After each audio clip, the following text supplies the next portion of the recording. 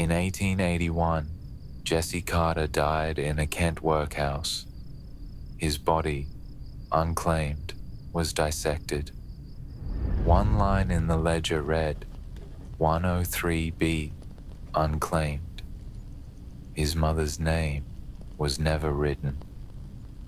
What else was erased in red ink? A census struck twice. A paper dress folded. A drawer marked no known family. From 1834 to 1948, millions entered Britain's workhouses.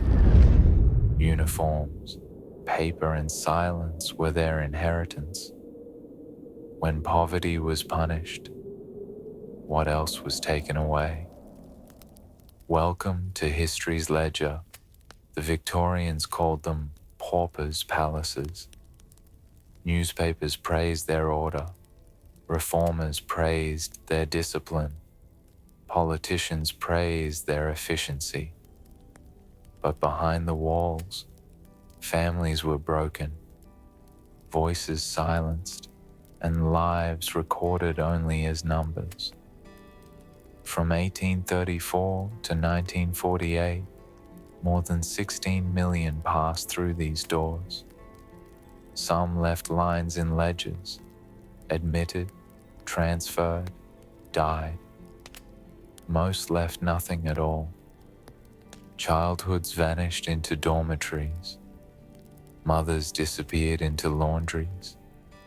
Fathers broke stone until their hands bled. This is not the history schools teach.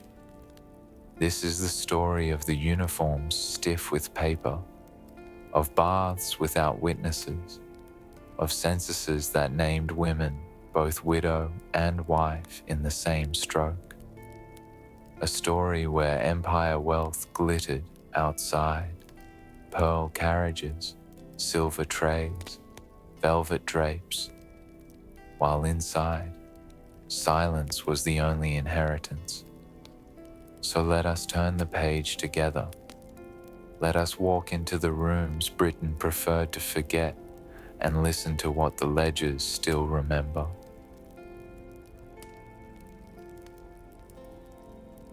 The year is 1881 in a Kent workhouse. A clerk bends over his ledger. The pen scratches, pauses, moves again. Red ink settles into paper like a sentence. One line, spare and cold. 103B, unclaimed. Jesse Carter is dead.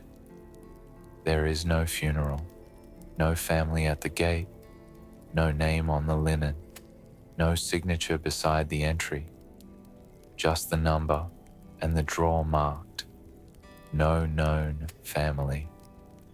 In rooms like this, Britain wrote poverty into columns. From 1834, under the New Poor Law, admission required total destitution. No income, no help, no home. And when the gate opened, everything else closed. Families divided, children separated, hair cut, possessions taken. Uniforms issued, sometimes cloth, sometimes paper, silence stitched into every seam. Separation wasn't a mistake, it was design. The system insisted that life inside must be worse than life outside, or too many would come. So meals were meager, beds, iron, work, meaningless and painful, breaking stone, picking tarred rope, marching in silence. In exchange for bread, you surrendered dignity. For shelter, identity. Walk the hall at dawn, stone underfoot, air sharp with lye and damp linen. A mother stands in steam, her child scrubbed by gloved hands, a uniform waiting. The boy is carried down one corridor. She is told to wait. The ledger writes, admitted. It does not write, together. Inside the infirmary, gaslight buzzes over tin cups and chalk powders. Opium quiets pain and people. Beds line walls like gravestones. At night, the ward hums with coughs. Relief and punishment live side by side. Jesse Carter's entry is short. Illness, transfer, decline, death. Then, the final line. The Anatomy Act of 1832 ensured that unclaimed pauper bodies could be dissected for science, for progress. If no one came, the state claimed the rest. The ledger writes, 103B, unclaimed. It is not shorthand. It is a verdict. Outside, empire glitters. Marble homes, tea on silver trays, velvet curtains drawn across windows warmed by coal. Inside, funeral cloth is sewn from scraps, uniforms lined with starch and shame, shoes tied with string. A girl's dress bears a number, a boy's hair is cropped to skin. Britain called this a pauper's palace. The walls called it silence. From 1834 to 1948, more than 16 million passed through. 1 in 10 families today will find a workhouse line in their ancestry. A mother, marked widow, and married in the same stroke. A child transferred to care. A father admitted and discharged until nothing was left but ink and absence. We know the names of the masters, the matrons, the architects, but we know little of Jesse Carter, reduced to 103B. A census struck twice, a drawer tagged, no known family. The workhouse called poverty a moral failure. The ledger knew better, and it remembered Jesse, not with tears, not with mercy, but with the only language bureaucracy trusts, red ink that does not fade. To enter a Victorian workhouse was not to seek help. It was to surrender identity, family, and voice all at once. The Poor Law Amendment Act of 1834 set the rule. Aid would be given only under conditions so harsh, so humiliating, that no one would accept them unless truly desperate.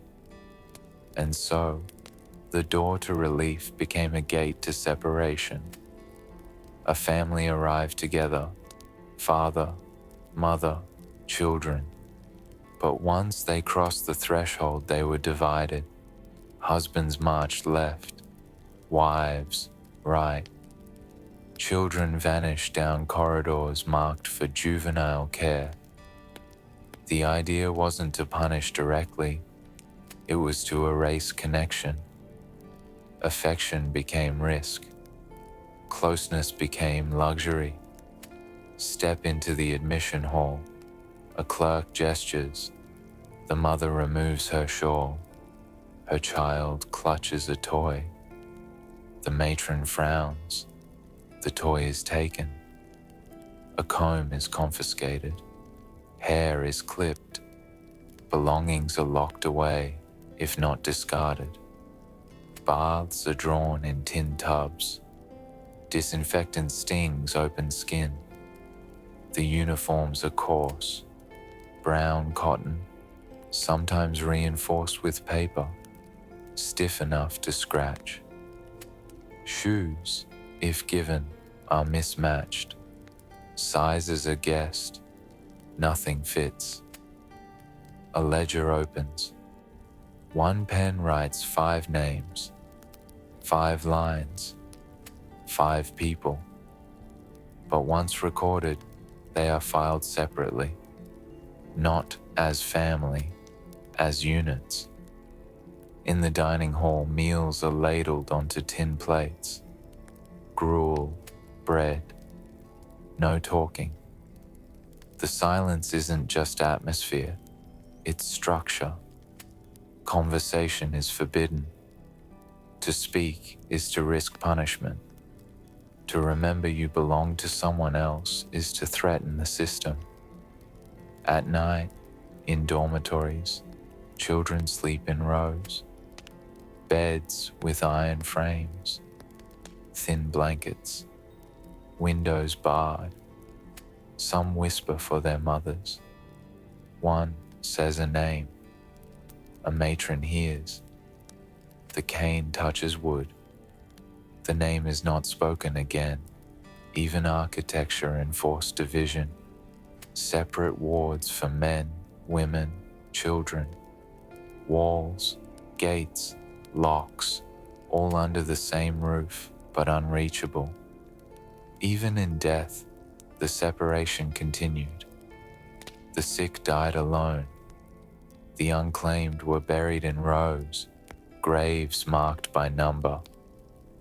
The official language was efficient. Admitted, transferred, absconded, discharged, deceased. No space for love, no room for reunion, only process. And so, families disappeared, not at once, but by paper. A child recorded as transferred. A mother relisted as widow, though her husband lived 2 doors away. A husband marked discharged, never seen again. Britain's wealth grew. Railways, factories, marble halls. Tea poured into bone china. Mirrors framed in gold. But inside the walls of the workhouse, a child's name was scratched in red ink, then crossed out. A woman stood by the door, waiting for her son, and no one came. The rule that took names was never called cruelty. It was called order. But the ledger knew what it was. It wrote every separation, and every page remembered. The census taker arrived just after dawn, inkpot in hand, forms folded beneath one arm.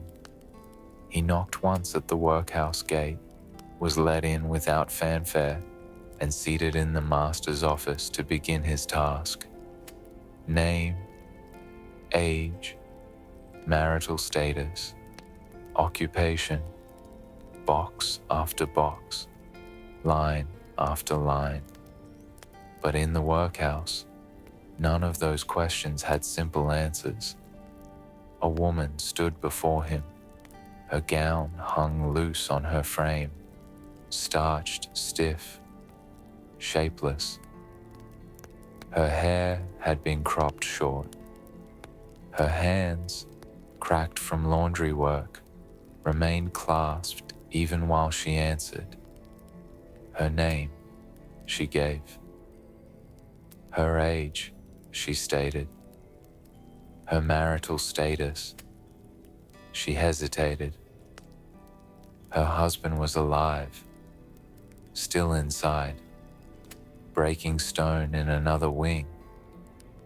But under poor law rules, he no longer existed to her. Separation was not incidental. It was built into the walls. She hadn't seen him in months. She did not know if he was well. The clerk marked her, widow. Then, pausing, added beneath it, married. The contradiction was not corrected. It was simply written. Both states on the same line, a contradiction made official. That entry survives. The woman does not. There is no burial record for her, no discharge, no pension claim. Her name stops where the census does. She is remembered only by the confusion she caused in ink. Step into her ward. Long rows of beds, blankets thin, iron frames cold. The light is grey, filtered through barred windows. Women lie side by side, their breaths shallow, their eyes fixed on nothing. One murmurs a name, another flinches. The matron walks the aisle, her keys clinking with each step. Outside, the world turned. In parlors, mothers lifted teacups with gloved hands. In churches, wives sat beside husbands. In drawing rooms, mirrors reflected couples in matching lace. Inside the workhouse, mirrors were forbidden, and marriage, like mirrors, was a memory stripped away. The census clerk finished his forms. He packed them neatly, folded them closed, and moved on to the next ward. His ink dried. The page was filed. In it, a woman, both widow and wife, counted once, then forgotten. The record says she existed. The contradiction says she was erased. And the ledger, ever exact, never kind, kept both words side by side. The door shut behind her with the sound of finality. Steam clung to the corners of the admission room. Tin tubs sat ready, kettles hissing on iron stoves. The air stung. Carbolic acid, lime, soap made sharp with disinfectant. It didn't smell like cleanliness. It smelled like something being stripped away. She had come in with a child on her hip, a bundle of belongings tied in cloth, and a name she still believed was hers. At the gate, she gave the bundle over. The clerk took her name. The matron pointed down the corridor. No one spoke again. In the chamber, the matron told her to undress. The ribbon at her wrist, taken. Her child's cap, taken. Her own shoes, too worn to hold together, removed and discarded. She lowered the child into the tub. The water steamed. The baby screamed. Rough hands combed at his hair with louse rakes, soap stinging his scalp. A nurse clipped the curls, rubbed his neck until it reddened. Then he was lifted, wrapped in coarse brown cloth, and carried out a side door. She turned, arms empty. Her own bath followed, scrubbed with cloth so stiff it scratched, soap that burned. Her scalp was torn by the same rake. Her hands, blistered from road dust, cracked open in hot water. When it ended, she stood dripping, waiting. A uniform was handed to her, shapeless, heavy, starched stiff. Shoes without laces. No underthings, no pockets. She was told to dress and then to wait. She waited for the child. He did not return. The clerk recorded, admitted. His pen moved clean across the page. One column for her, another for the infant. No line connected them. The word together was never used. Step back into the room. See the tubs, the bench slick with water.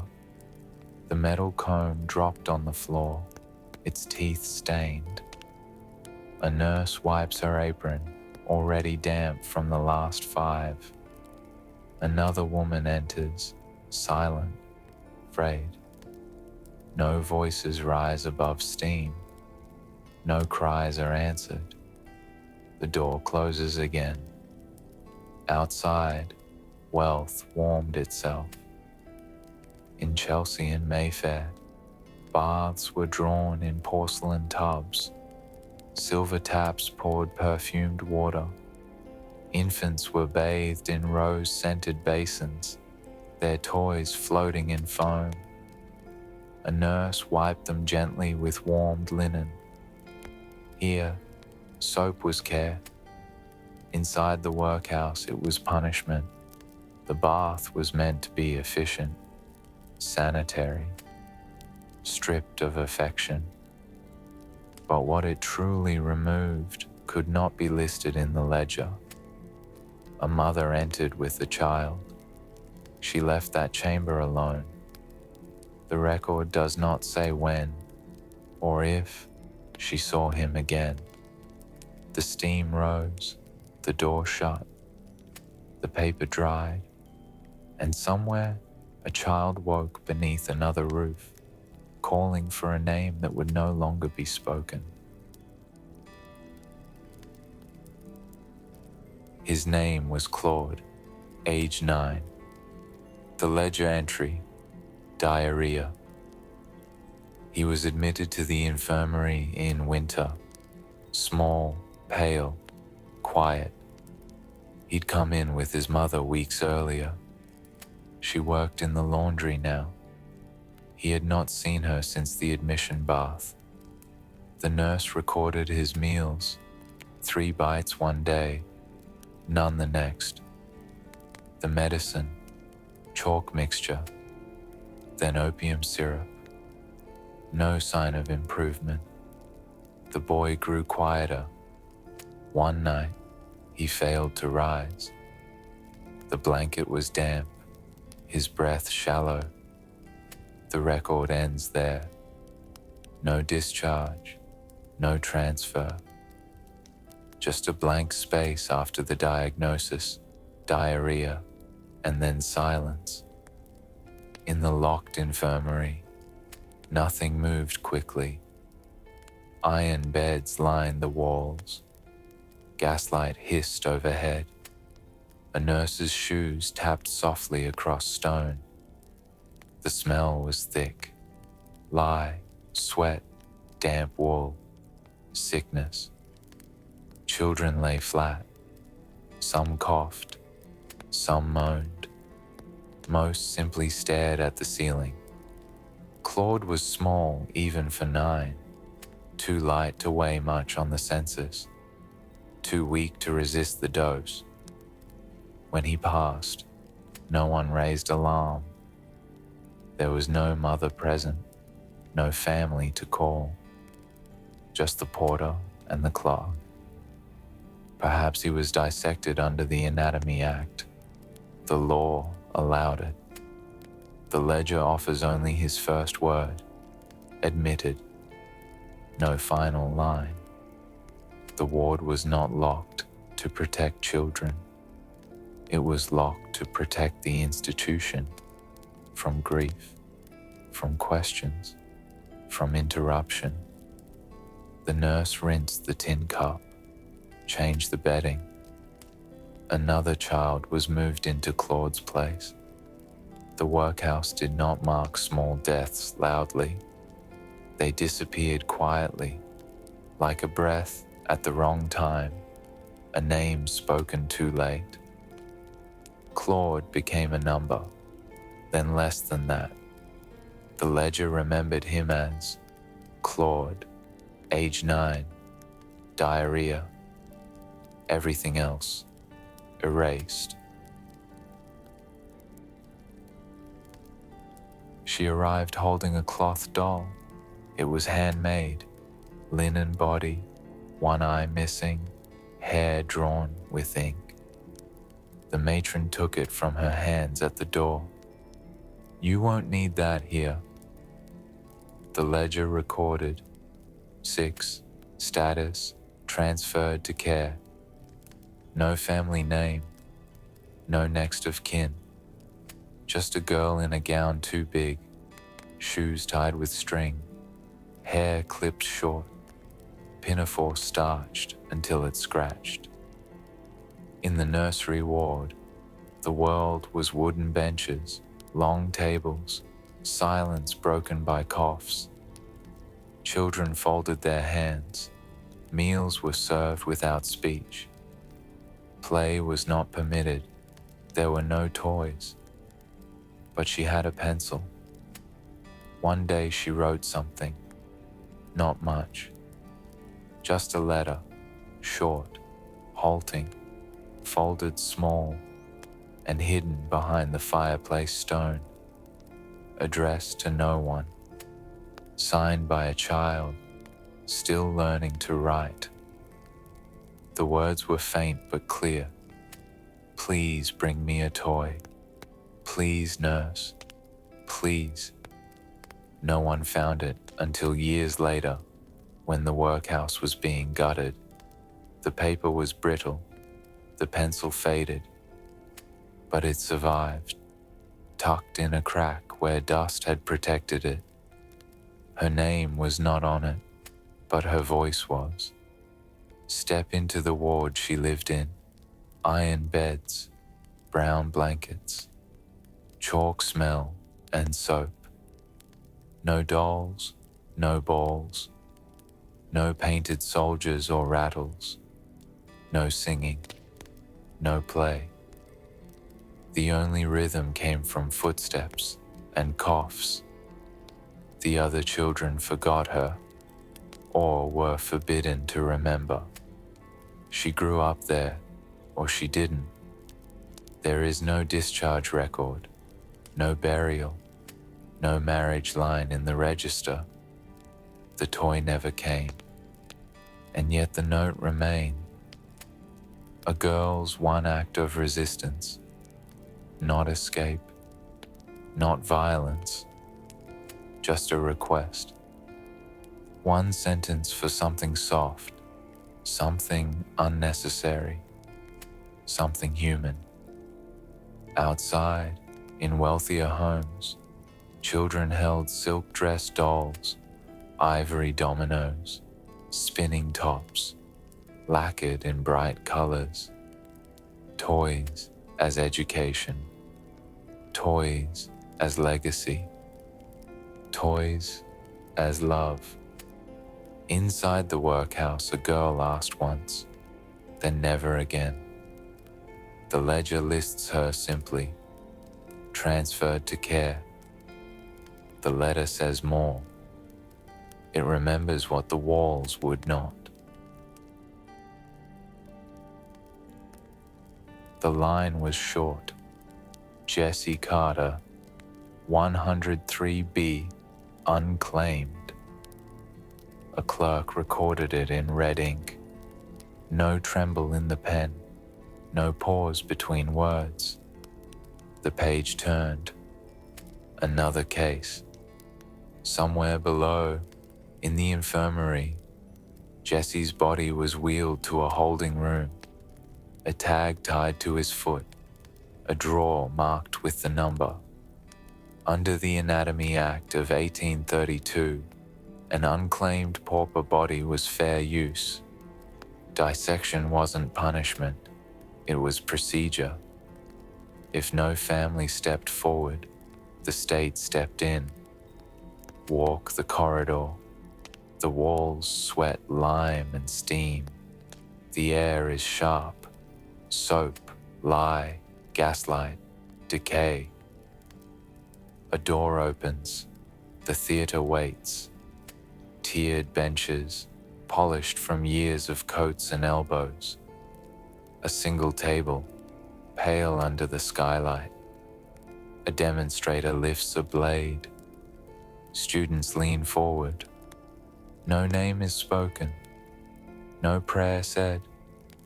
A sheet is folded back. Jesse becomes instruction. The lungs are lifted. A lesion traced. A heart weighed. Organs mapped. and named. The students write. The demonstrator speaks. His voice is clear, assured.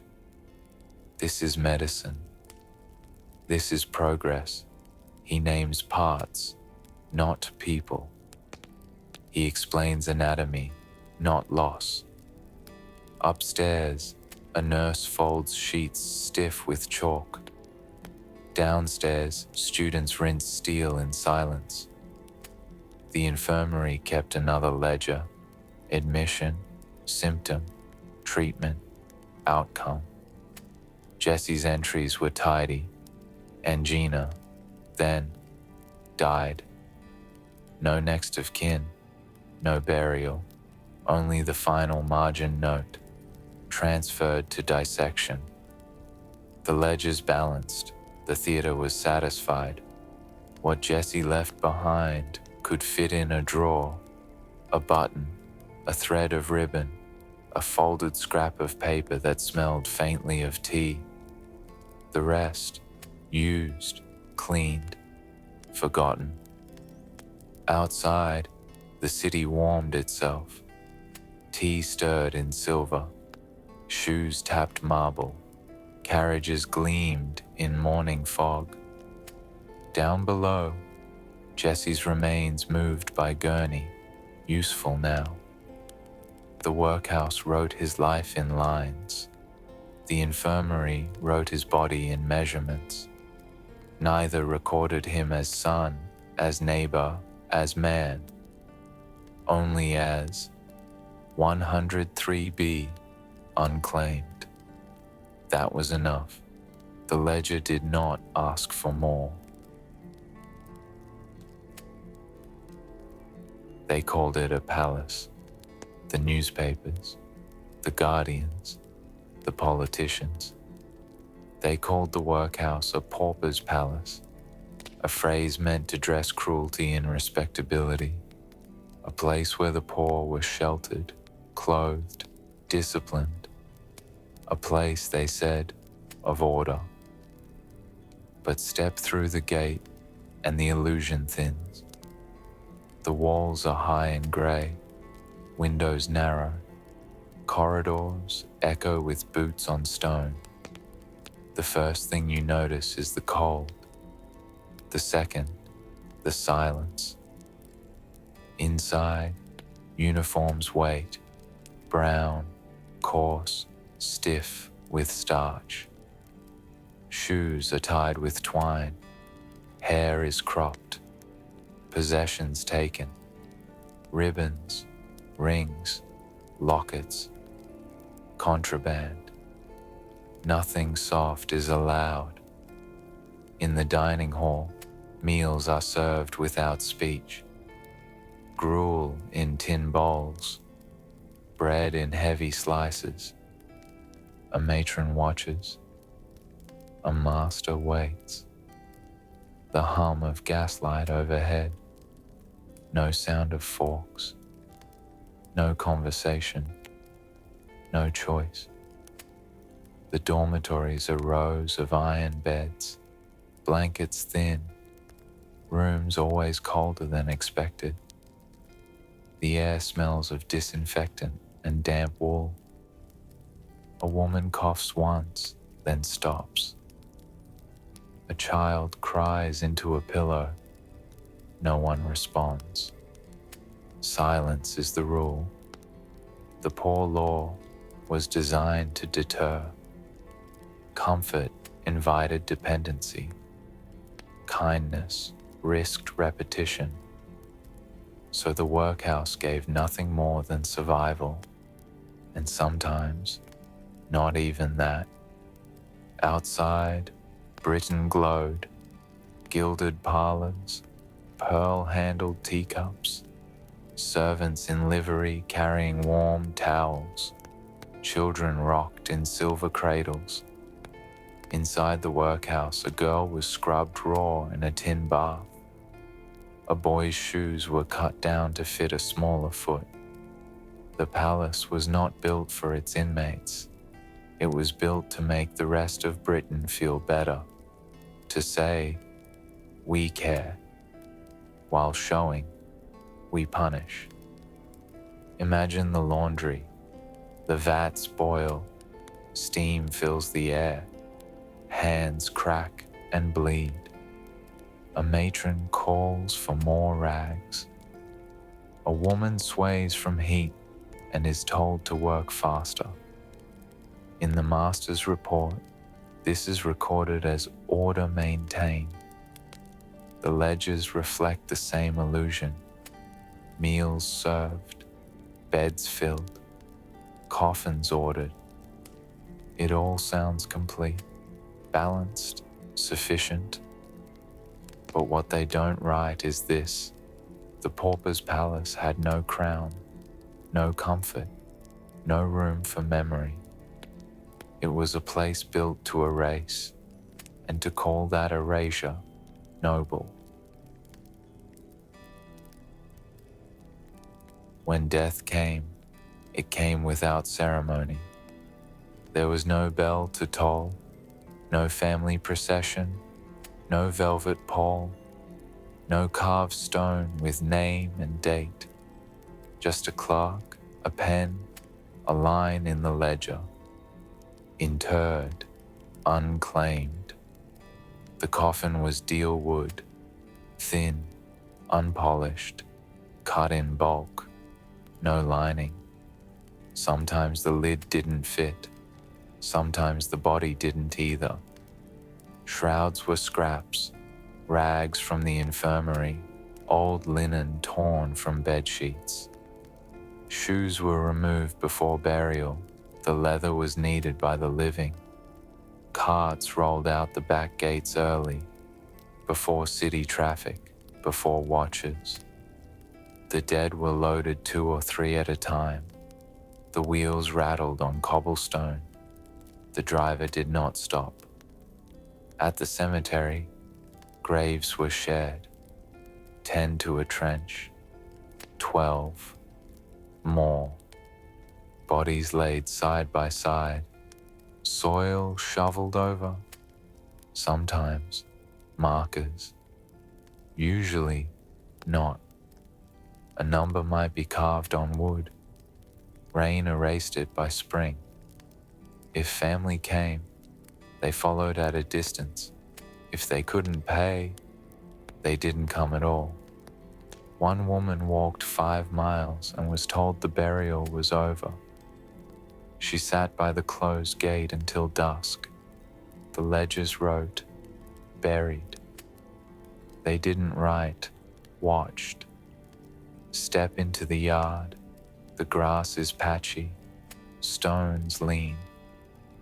A sexton lifts his cap, says a few words. Not a prayer, just routine. He scatters soil. He turns. Behind him, silence. Outside, funerals move through marble gates. Horses with black plumes. Coffins lined in silk. Organs playing in chapels. Names carved deep into granite. Those names endure. The pauper's burial vanishes. Later, the grave is reopened. More bodies added. The soil doesn't know who came first. The records don't care. And the city continues. Carriages pass. Tea is poured. Parlors warm. No one sees the common grave behind the wall. No one remembers the woman buried without a name. The man whose shoes were reused. The child whose coffin was too short. The funeral without family was not a failure. It was the design. A final silence, and the ledger closed. Step back from the corridors, from the dormitories with iron beds, from the infirmary wards that swallowed children whole. Step back from the admission baths where names were scrubbed away, and imagine yourself at the gate. It is 1865. You stand with a bundle of clothes in your arms. The clerk asks your name. The matron points you forward. You know that once you enter, your family will be split, your clothes taken, your hair cut, your identity pressed flat. The ledger will record you, but not as you. Would you have gone in? Would you have accepted silence to keep your child from hunger? Would you have endured the dormitory coughs, the gruel, the paper uniforms? Would you have trusted the system that called itself a pauper's palace? Or would you have turned away into the streets, into hunger, into another silence entirely? This is what the workhouse demanded, that survival itself be purchased by shame, by erasure, by silence. And so we ask you, not as audience, but as witness, what would you have done? Would you have torn your name from the ledger, or would you have signed it, knowing it would never be read as yours again? Tell us below. We want to know how you would have endured these rooms, these rules, these silences. And if you wish to keep turning the ledger with us, if you want to follow each page that history tried to keep closed, then leave us a like. Share your thoughts in the comments. Subscribe so the silence does not win again, because the workhouse is not only their story, it is ours too. And the ledger, patient as ever, waits for us to read it. The workhouse called it industry. The children called it silence. From the age of 6, some even younger, children were assigned tasks. Not to teach skill, not to build strength, but to break them into usefulness, to make them quiet. The most common was oakum picking, old ship ropes, soaked in tar, tossed into baskets. Boys and girls sat on wooden benches, bent forward, fingers scraping at the black strands until they bled. The work was cold in winter, stifling in summer. Tar stuck beneath fingernails, clung to their skin, filled their noses. The quota, £1 per day. If they fell short, meals were cut. Others were sent to stone yards, handed small hammers, tasked with breaking rocks into gravel. The stones cut hands, tore into skin, sent dust into lungs. They worked for hours, backs hunched, tools too heavy for their size. The sound of the stone never stopped, a rhythm of labor mistaken for reform. Step into that room, the scrape of fingers through tar, the crack of hammer on stone, the silence always.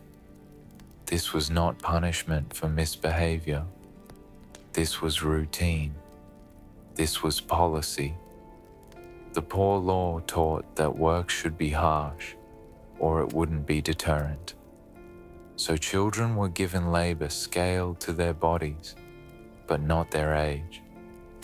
And what wasn't given in discipline was taken from childhood. Outside, other children practiced scales, studied Latin, played beneath willow trees. Their toys gleamed under gaslight. Their tutors praised their essays. Their hands stayed clean.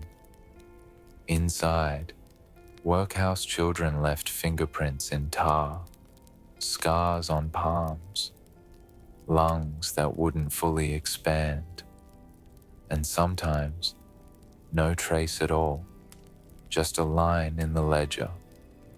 Oakum picked, 72 pounds. Stones broken, 310. No names, no birthdays, no marks for effort, just arithmetic. The girls who fainted were listed as sick. The boys who cried out were listed as disruptive. The matron's report praised efficiency. The children disappeared one task at a time. The oakum room emptied at dusk. Benches wiped down, baskets restacked, hands raw. No laughter, no drawings, no toys. And the ledger, always neat, recorded the day's output, not the children who gave it. The women's ward was not marked by screams. It was marked by silence. Rows of narrow beds, sheets stiff with starch, blankets too thin to keep out the cold. A single coal fire in the grate, too far to warm all. Windows barred, walls pale, always damp. The smell was of carbolic, soap, and time. They arrived alone or with children already taken. Some had once worked as housekeepers, seamstresses, field hands.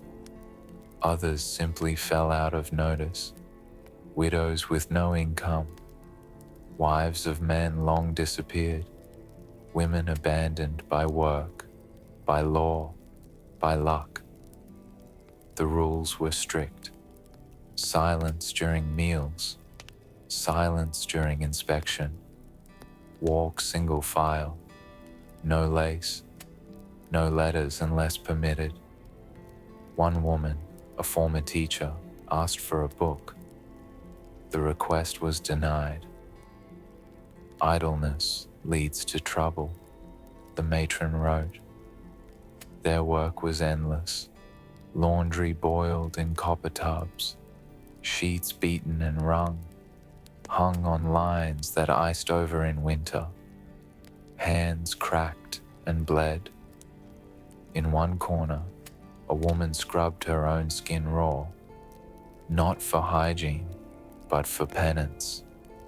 She said nothing. One ward kept a sewing table. Women sat in long rows, stitching seams for hospitals, prisons, even for soldiers. The cloth was coarse, the thread sharp. They stitched names onto uniforms, never their own. Pregnant women were kept apart. They were called moral cases, their beds marked, their meals rationed. The babies, once born, were recorded, baptized, and often removed. One record lists Sarah W., age 22, gave birth, child transferred, refused work, punished, no surname, no further entry. She is not listed in discharge, not in burial, only that, punished. Step into the ward before dawn. A woman coughs, another murmurs in sleep. A third stares at the ceiling, lips moving without sound. The matron's keys jingle in the hallway. No one moves until she enters. Outside, parlors fill with music. Gloves are buttoned, bonnet strings tied in silk. Men sip coffee and read aloud to their wives. Inside, a woman waits for her name to be called, not to leave, but to carry coal. The women's ward was not a punishment, it was policy.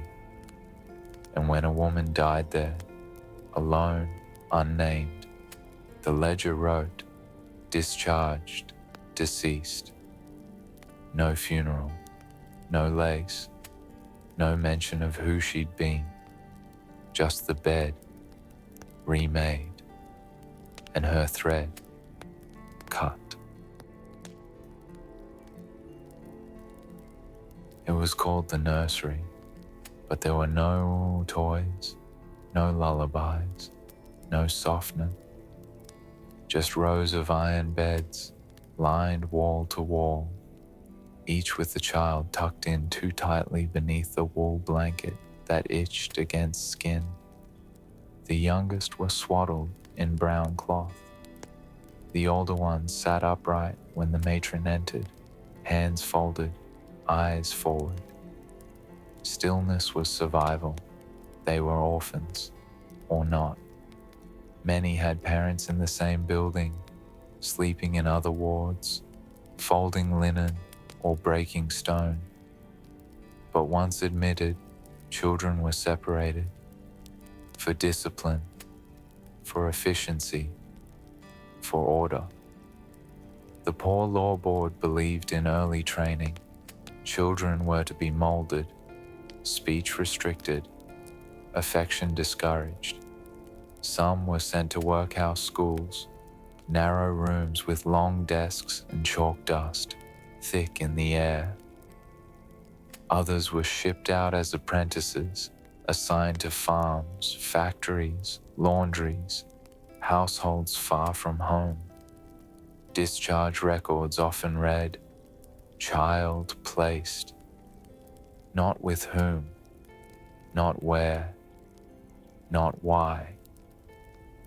In the nursery ward, illness spread quickly. Measles, fever, wasting. One nurse logged 5 deaths in a week. Cause, weakness. Treatment, gruel, chalk powder, observation. Burial, unclaimed.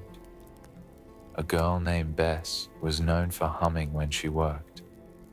The matron warned her, no noise. One morning, she was gone. The other girls were told nothing. Her bed was remade before the afternoon bell.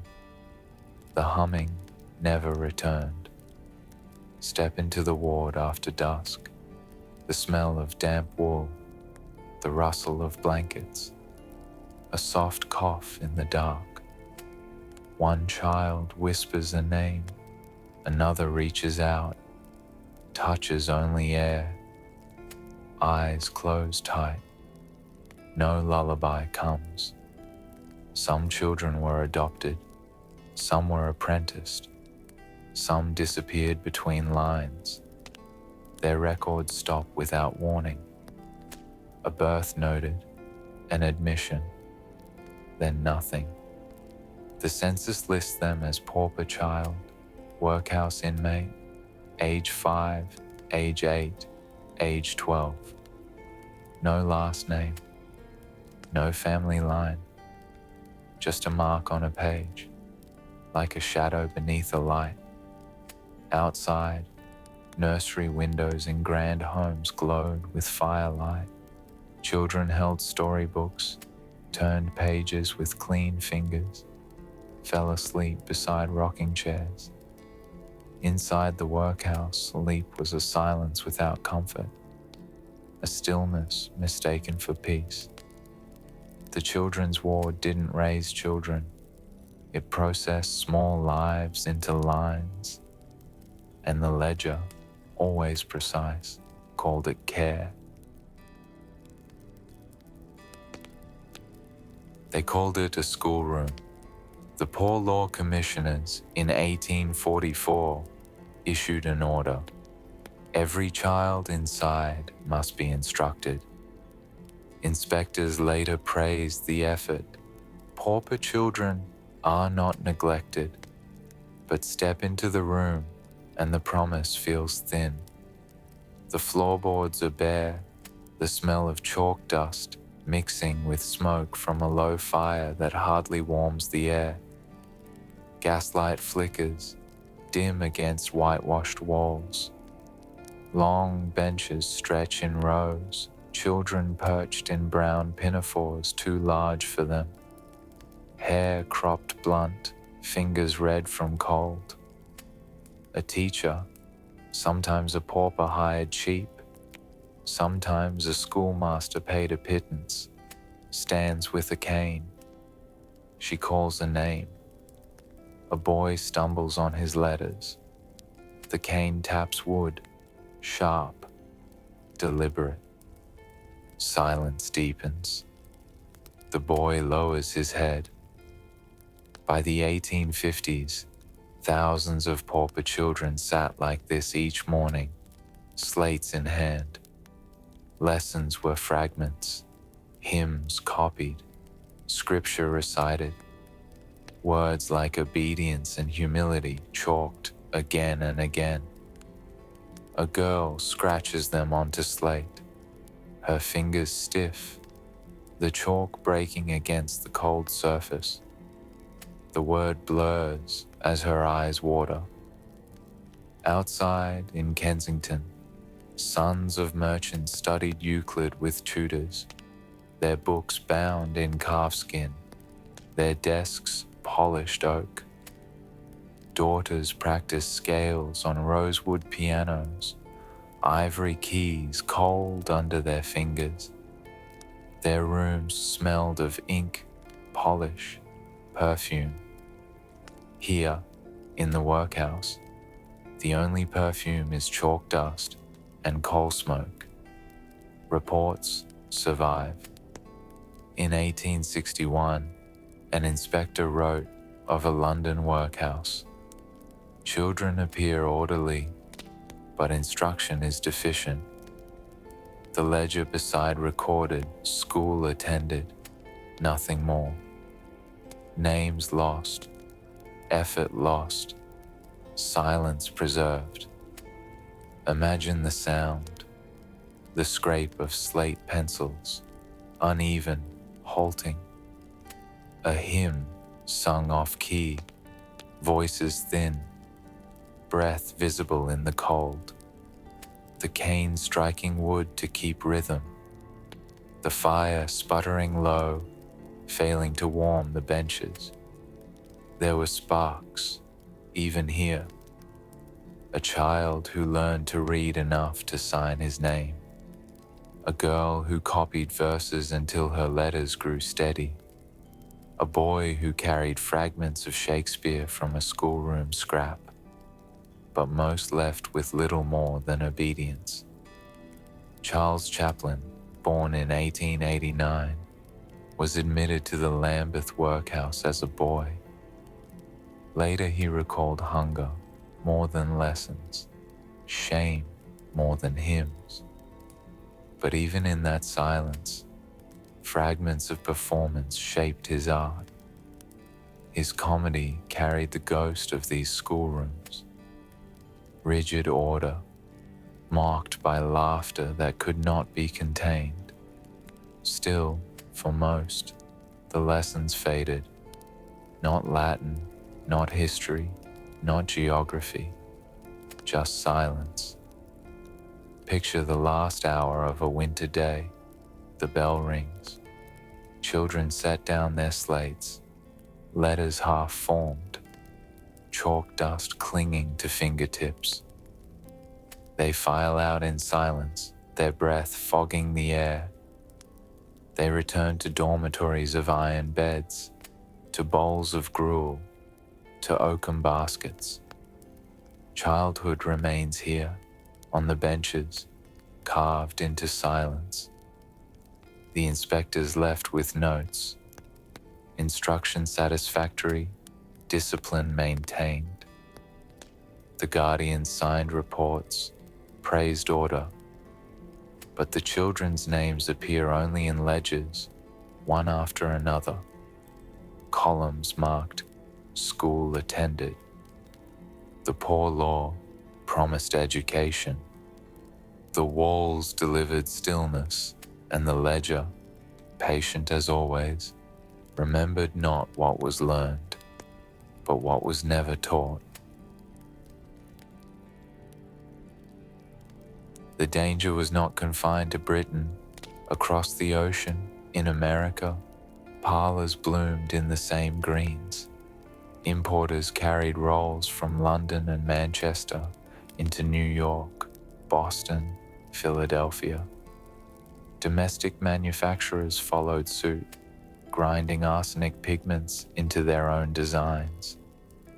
The promise was the same: durability, brightness, luxury that did not fade. The silence was the same too. Yet, in America, the warning was louder. In Michigan, 1874, Dr. Robert C. Kedzie published his notorious book, Shadows from the Walls of Death. 200 samples of wallpaper were bound into a single volume. Each page glowed with arsenical greens. Each leaf carried danger into the reader's hand. The book itself sickened librarians. Copies were sealed, locked away, even destroyed. Only a handful survive today, still handled with gloves and masks. It was less a book than a poison cabinet disguised in leather binding. Kedzie's message was clear. The danger is real. The danger is domestic. The danger is beautiful. His book was a shock that British pamphlets never quite achieved. It turned wallpaper from decor into evidence. It forced a reckoning in American parlors, brief, contested, but undeniable. Imagine a small-town library in Michigan. Shelves of oak, the smell of dust and varnish, gaslight hissing above rows of law books and sermons. On a table lies Kedzie's volume, plain bound, unassuming. A curious reader opens it. Wallpaper blooms across the page. Emerald vines, floral scrolls, flocked blossoms. The reader rubs a fingertip along the edge, then presses it absent-mindedly to his mouth. Hours later, he feels dizzy, nauseous. The rumor spreads. Do not touch the book. The warning spreads with it. Across the Atlantic, newspapers reported with fascination. A book too dangerous to read, a warning bound in poison. Americans learned to distrust the glow of green. Some stripped their parlors. Some demanded safer dyes. Others laughed and carried on, insisting the scare was nonsense. Even in warning, silence found a foothold. But the difference remained. In America, arsenic wallpaper became infamous. It was named, debated, catalogued. In Britain, it remained unnamed. No parliament bill, no royal decree, no poison volume to force the issue. The difference was not in the chemistry. It was in the willingness to speak. Step into a Boston parlor in 1880. The walls shimmer in Paris green, vines climbing toward a gilt-framed mirror. A mother pours tea into porcelain cups. Guests admire the brightness of the pattern, how it resists smoke and soot. A child leans against the wall, rubbing flocked leaves. No one speaks of arsenic, but perhaps someone has read of Kedzie's book. Perhaps someone glances uneasily at the walls. Perhaps silence is heavier than laughter. Factories in America responded much as in Britain. Some labeled papers arsenic-free. Some denied danger entirely. Some quietly abandoned the pigments, replacing them with safer dyes. The transition was uneven, slow, incomplete. Old papers lingered in homes for decades, curling at edges, shedding dust. The harm did not end with the warning. And yet, shadows from the walls of death left a mark on memory. It proved that silence could be broken. It proved that beauty could be accused. It proved that walls could be evidence, not just background. The book itself became a metaphor. Every parlor was a page. Every nursery was a chapter. Every illness was a footnote in dust. The silence between diagnoses was the true story. Across the Atlantic, the ledger read differently. Not clearer, not more just, but louder. America had its shadows bound in leather. Britain had its shadows bound in silence. And the green, in Michigan, in Boston, in Bloomsbury alike, remembered. Time has passed. The parlors of Bloomsbury have been rebuilt. The nurseries of Birmingham stripped, repainted, redecorated. The families who coughed have long been buried.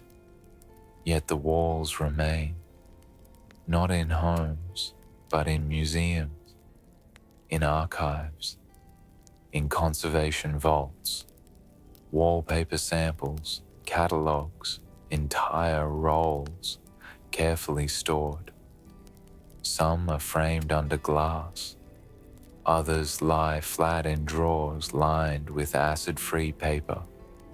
Some are still locked away in sealed boxes, labeled with warnings: arsenical, handle with gloves, do not breathe dust, step into a conservation lab at the Victoria and Albert Museum.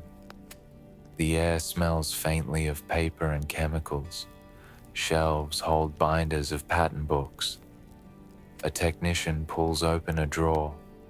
Inside, a length of green wallpaper glows with vines and blossoms, unfaded after more than a century. She wears nitrile gloves, a mask, a white coat. She lifts the edge with tweezers, careful not to let dust rise.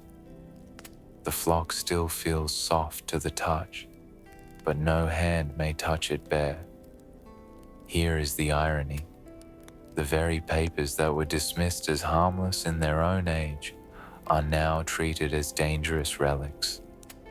The green that once covered nurseries is now sealed away like radioactive ore. Visitors admire framed samples from a distance. Conservators measure arsenic content with digital instruments. The same silence that denied harm in the 19th century is replaced by caution in the 21st. The walls, preserved, remember what the ledgers did not. Consider the National Trust houses still lined with original Victorian wallpaper. Some parlors remain intact, their greens still glowing faintly in lamplight. Guides warn visitors not to touch the flock. Signs read, "Historic wallpaper, do not brush." The danger has not faded. Arsenic does not rot, does not dissolve, does not forgive. What was once invisible is now acknowledged, but only in whispers, in labels, in curatorial notes.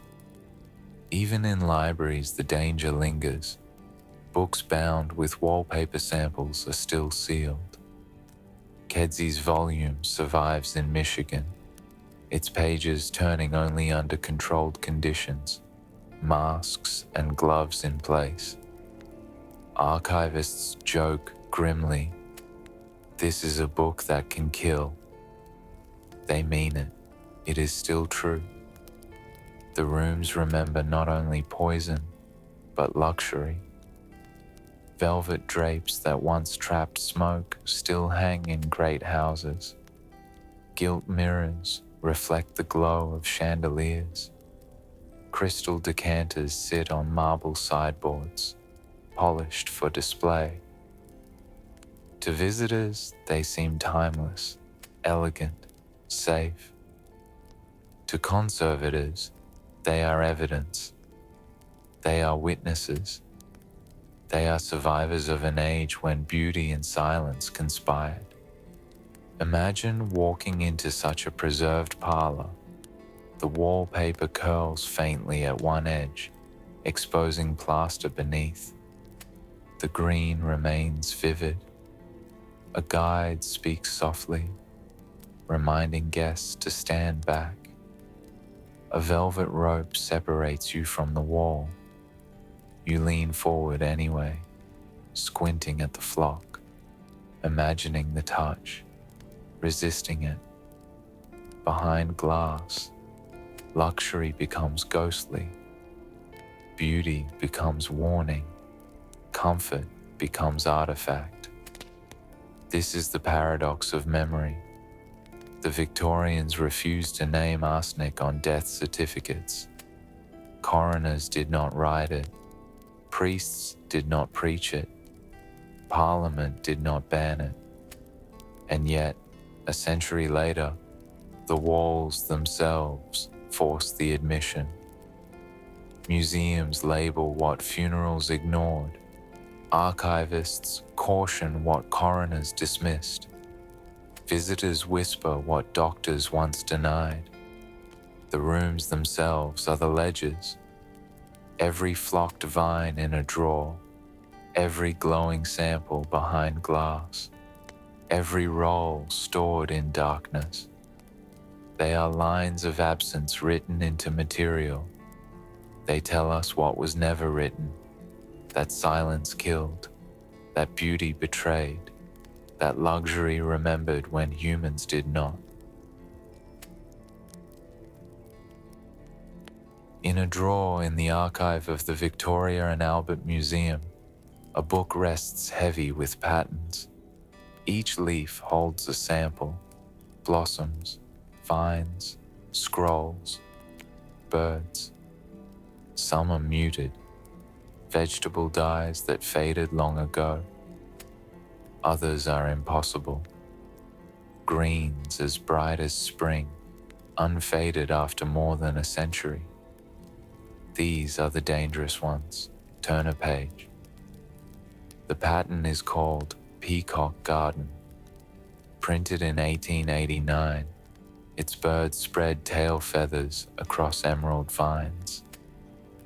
Gold traces catch the light, shimmering even in dimness. The flock feels soft to the touch, a velvet pressed into paper. Conservators wear gloves. They touch it only with tweezers. To lean too close is to breathe its dust. The pattern was once sold in London shops, admired under gaslight. Housewives chose it for dining rooms, gentlemen for libraries. Imagine the showroom: mahogany counters, crystal lamps, velvet curtains pooling at the floor. A salesman unfurls Peacock Garden, spreading it like a banner.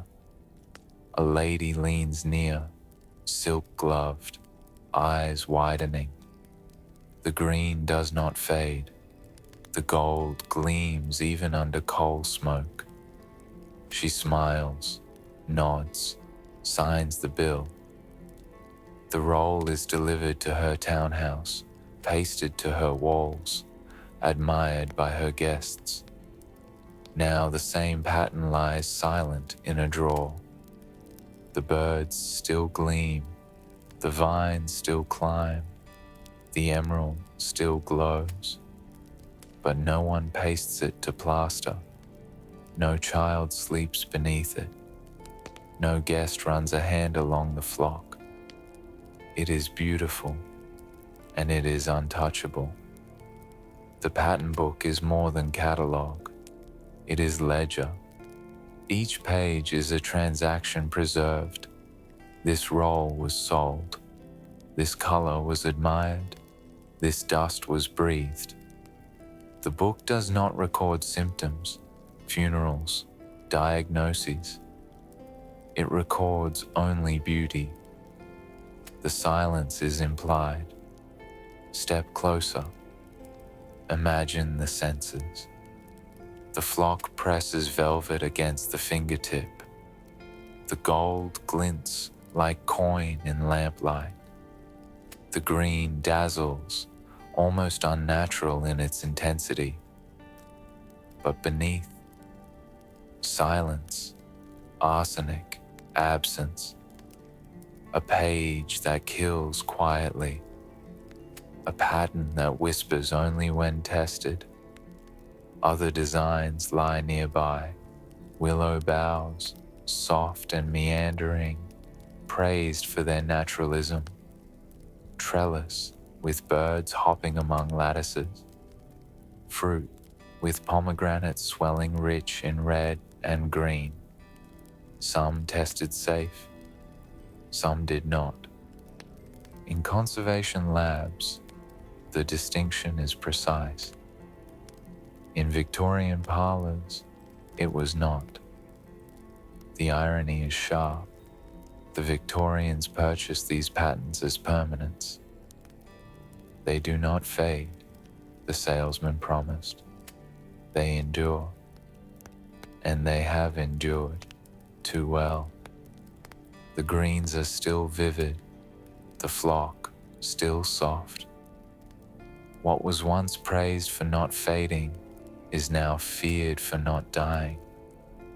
In the quiet of the archive, the pattern book feels alive. To turn its pages is to feel an echo of the showroom, of the parlor, of the nursery. Guests laughing under chandeliers, infants coughing in cribs, servants dusting vines, doctors writing cholera, coroners writing debility. The pages contain no words of warning. They do not need to. The beauty is the warning. The pattern book is a museum now, but it is also a grave. Each page remembers what the ledgers omitted. Each page whispers the absence that filled nurseries and parlors. Each page is testimony, unspoken but enduring. A Victorian home was more than shelter. It was a theatre. Every room staged a performance of respectability, prosperity, and order. Drapes, mirrors, chandeliers, fainting couches, corsets. Each object was costume, each surface a mask. Step through the front door of a townhouse in Bloomsbury. The hall is tiled in encaustic patterns, polished until they gleam beneath gaslight. Velvet curtains frame the drawing room. A gilt mirror doubles the glow of the chandelier. On the mantel, crystal decanters gleam beside porcelain figurines. A faint smell of beeswax polish mingles with coal smoke. To the visitor, it is comfort. To the family, it is reputation.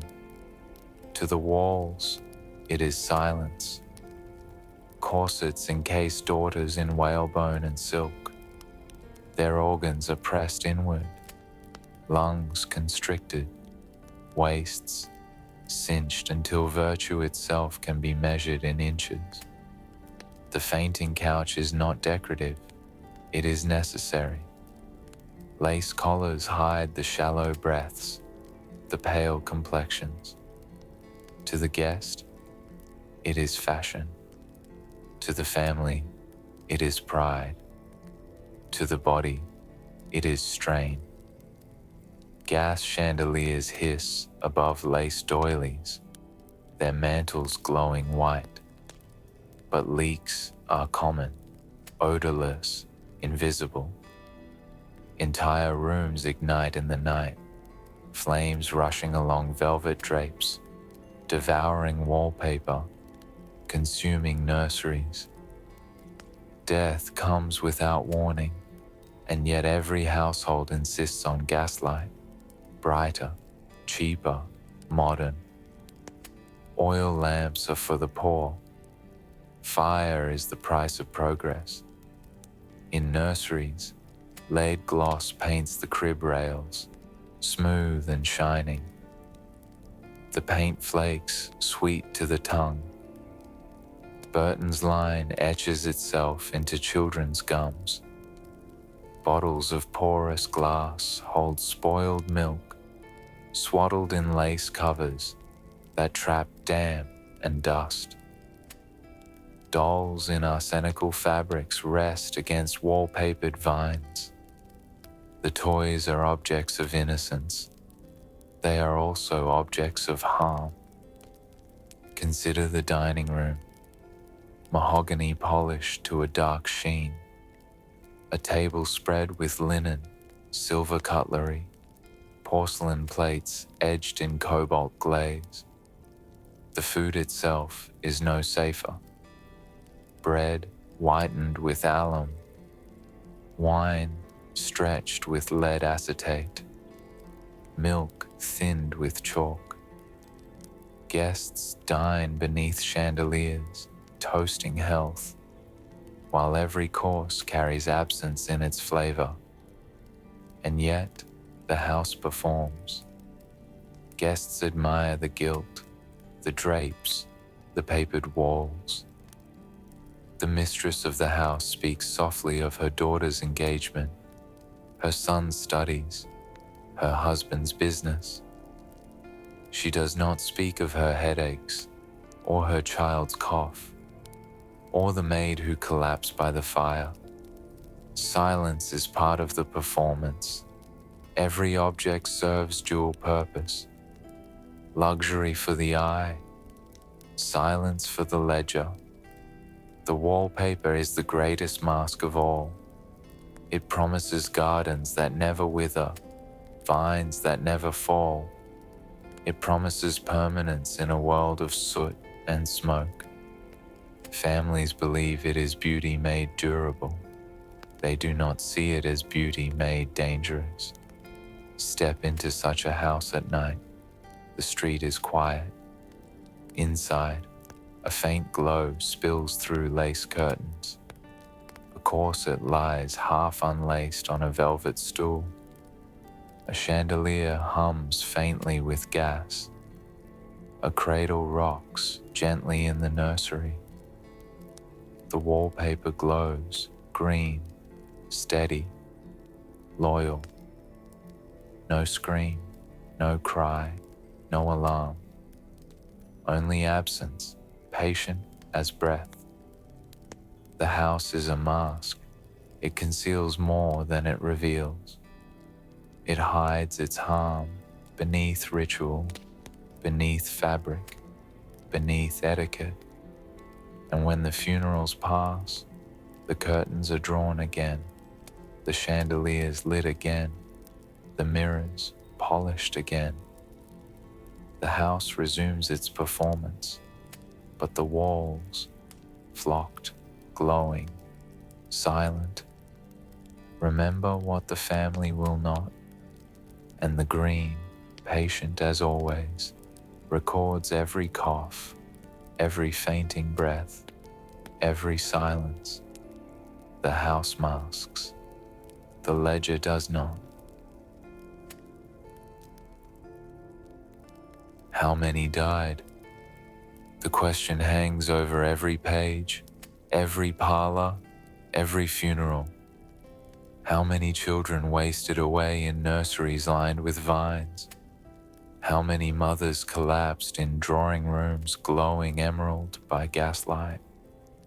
How many servants carried coughs from dusting flock, only to be buried without name? The truth is, we do not know. We cannot know.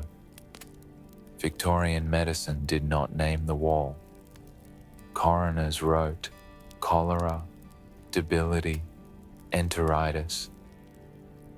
Parish priest inscribed short lines, dates, names, but never arsenic. No government office counted, no inspector measured, No parliamentary report weighed the deaths against the profits. The silence is the record. Chemists tried to calculate. They tested scraps, measured dust, heated samples to flames. They proved arsenic could lift from walls, settle in lungs, pass into blood. But they could not measure absence. They could not count funerals hidden in ordinary words. Their journals offered warnings. Their pamphlets named danger. But their numbers were ignored. Imagine the scale. Millions of rolls were sold across Britain. Parlours in Bloomsbury, nurseries in Bath, drawing rooms in Birmingham, hotels, libraries, schools. Each roll contained ounces of arsenic ground into pigment. Each wall released dust with every brush, every coal fire, every damp season. Multiply the dust across years, across households, across generations. The total is uncountable. And yet, for each case there is a story. A child in Manchester whose cough lifted at the seaside, only to return at home. A maid in Paddington whose gums turned blue, a faint line dismissed until her body failed. A diplomat rumoured to have died at Osborne, his ledger marked with another word. A merchant's wife in Leeds, faint and wasted, her husband insisting it was nerves. None of these were written as arsenic. All of these were arsenic. The luxury only deepens the mystery. Velvet curtains, gilt mirrors, crystal chandeliers, all frame the silence. Guests admired the beauty. Families trusted the brightness. Doctors avoided the accusation. To count deaths would have been to count the price of fashion. No one wanted the sum. The question remains, how many? The answer remains, more than we will ever know. Step into a cemetery in 1880. Rows of headstones lean in damp earth. Some names are already faded. Infants buried before their first year. Mothers taken in their 20s. Fathers gone before 50. The stones say little. The parish records say less. The wallpaper says nothing, yet it was there, in parlours, in nurseries, in bedrooms, in halls. The silence stretches across ledgers, across archives, across generations. Historians search, but they find only fragments. A newspaper warning, a doctor's note, a stripped nursery, a rumour in a palace. Fragments cannot be totaled, fragments cannot be summed. And so the question becomes not how many, but why none were counted. Silence was not accident, it was chosen. Doctors chose certainty over doubt. Families chose beauty over suspicion. Parliament chose commerce over caution. Each choice erased a number.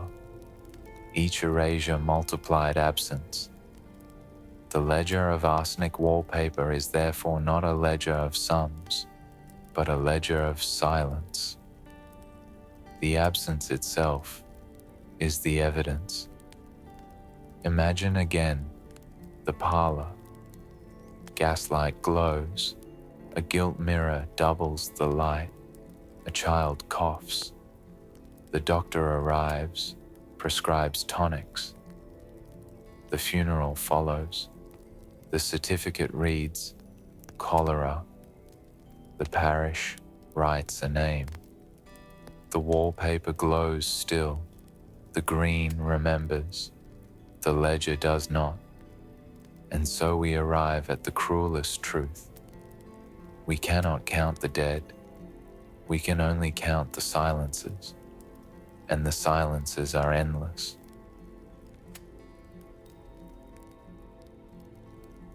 No law ever banned arsenic wallpaper in Britain. No act of parliament struck it down. No proclamation warned families to strip their walls. Instead, the silence endured. Mothers stopped buying. Merchants shifted their stock. Factories whispered of arsenic-free and hoped suspicion would fade. And the papers themselves, the vines, the blossoms, the peacocks, curled quietly at the edges, flaked into dust, sank into baseboards. The danger was never confessed. It was simply forgotten. The ledgers of doctors did not name it. The ledgers of coroners did not sign it. The ledgers of Parliament did not record it.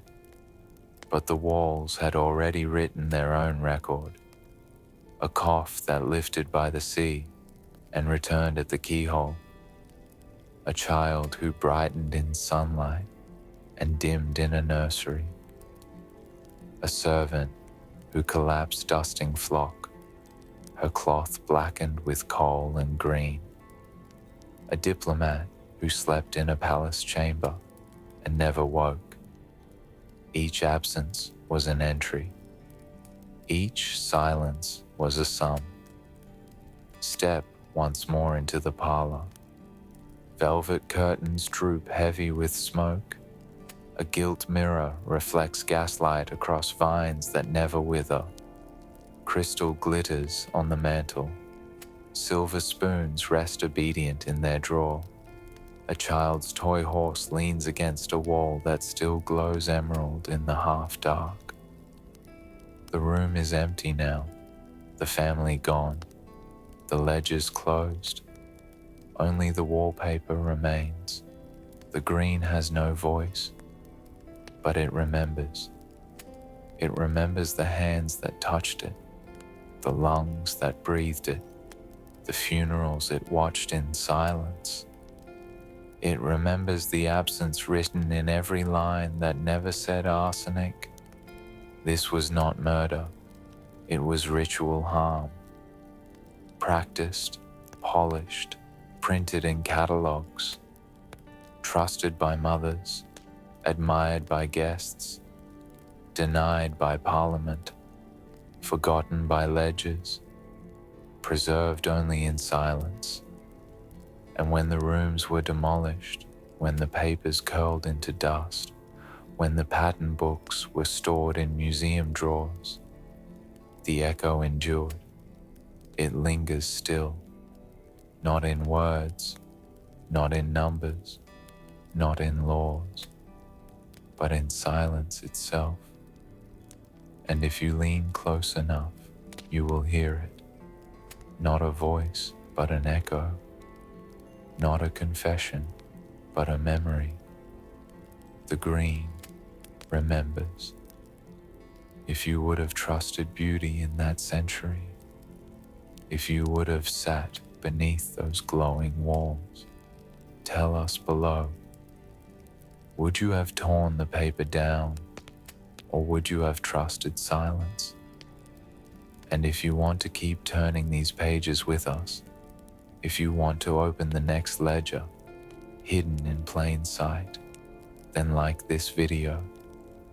Subscribe so the silence does not win again. Because the story is not over, the next ledger waits in another room. A room where children once studied.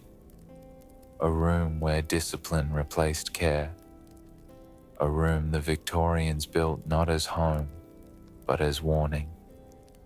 Join us next time for Victorian versus Georgian, the deadly jobs, few survived.